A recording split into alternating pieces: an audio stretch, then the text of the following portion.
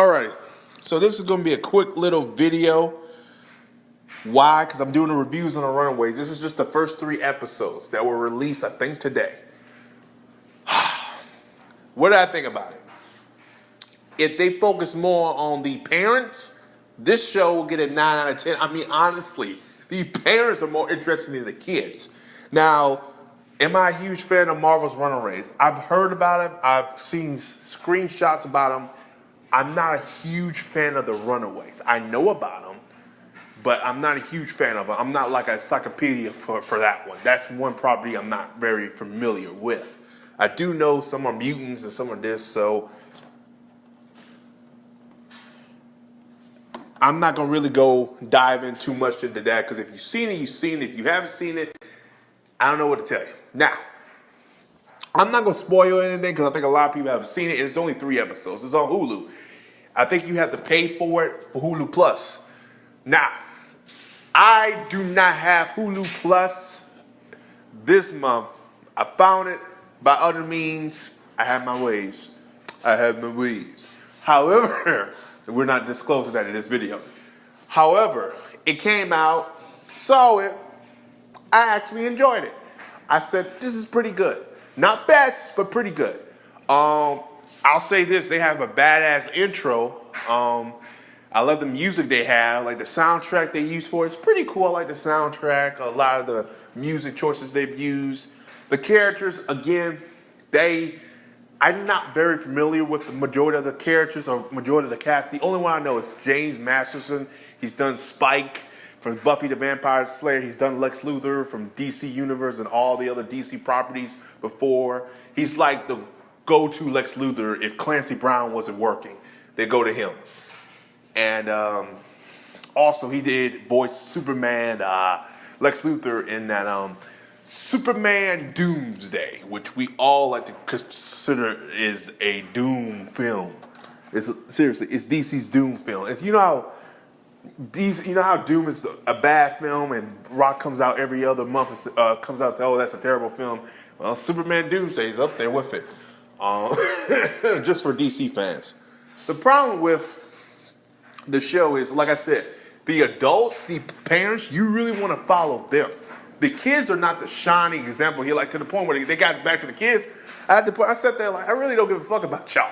Because they did more backstory with the parents. The parents have a lot more to do with the story. And the kids find out what they're doing. They got to figure out what to do with that. It's a mixture of, what's a good thing with it? It's like, there's a movie, I think someone in the comments section will figure out, but there's a movie where the kids versus the adults. I'm not sure, other than Codename Kids Next Door, but I'm talking about live action movie perceptible. So, yeah. Do they have a lot of reference to, and then they have high school, and other than that, I mean, it was pretty interesting. Now, you're probably wondering the T-Rex not T-Rex, but the Raptor. Is he or is she, quote unquote, in the film, in the series? The CGI for that is very weird. It took a while. I was like, okay, maybe a few episodes, I'll get over it. It makes an appearance. For the effects is okay, but you could tell, ain't no goddamn Jurassic Park. You know that's fucking CGI. In Jurassic Park, at times you can say, well, is that motherfucker real? I don't know, maybe they could have went that route with it. I'm not sure, but it is what it is. There's only 3 episodes, so when you watch the first episode is kind of like introduction, who the characters, who the parents, and figure out what's going on. Second episode, Flash. The second episode more so deals with quote unquote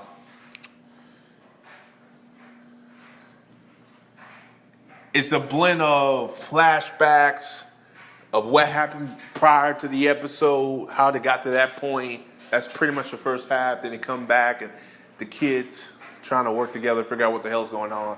Third episode, you get to find out more and more backstory with the parents. But that is probably the episode. Like I said, there's more development for the parents than the kids.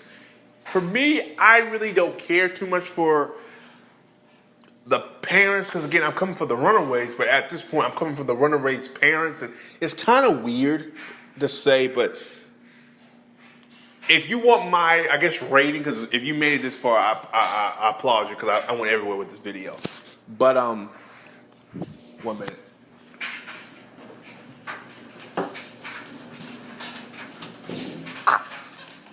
All right. So I went everywhere with this video. So I applaud you. If you want my rating for it, 7 out of 10.